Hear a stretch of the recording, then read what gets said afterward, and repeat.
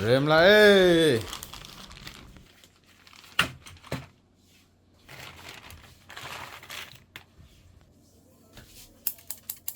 Kati la eh.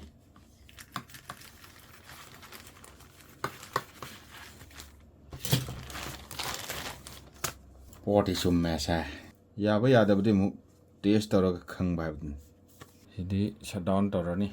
Lum ma da pi hi khulum thi lum le ri. Ha ta ya da ba condition la ko da gi likna. Ha pi ni. MRP ga di MIP ma khang bu khang. MRP ga lising 300 ga thai. Online de lupa lising mari ga chani da le ho bani. Han hong ngai da le ho da ba. Hongdara kani kan khana. Lagi hongdara kan lagi ara kan khana. Ine sum leiba. Aduga sum tangkhalakpa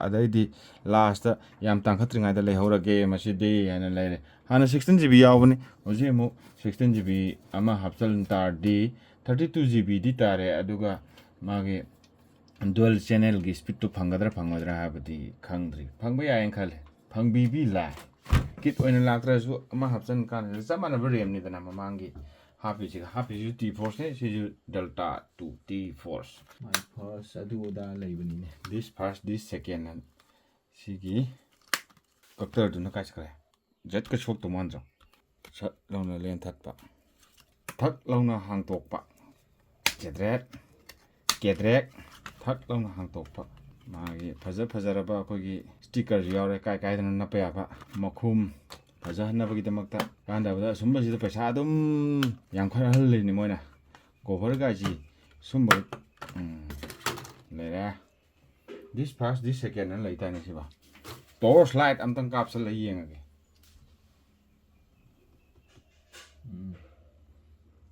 A1 A2 B2 da hapo A2 B2 da hapo hare maram maduna hapsan bagi mo ngasina power slide am tang kapsal laga Smile tau dana T force na matak thango habiri. Ai tau dana.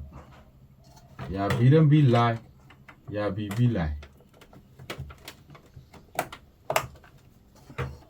Tak na changre. Amana khara ngau ya amana khara ngau runa bi. Amana han bagi amana man bagi oita. UPS on tawre thagat chare. Ya biram bi lai. Ya bi lai. Asyare he. Dak ana ngale he ngan bu ngala di yara gumani ni somna kana ju thole yara gumani yaren khale masu mamen ga ji phajari ba upun diam kare ne phupa kam thok pom di mathau ta magi gilas se mu panjan na bagi damakta gilas la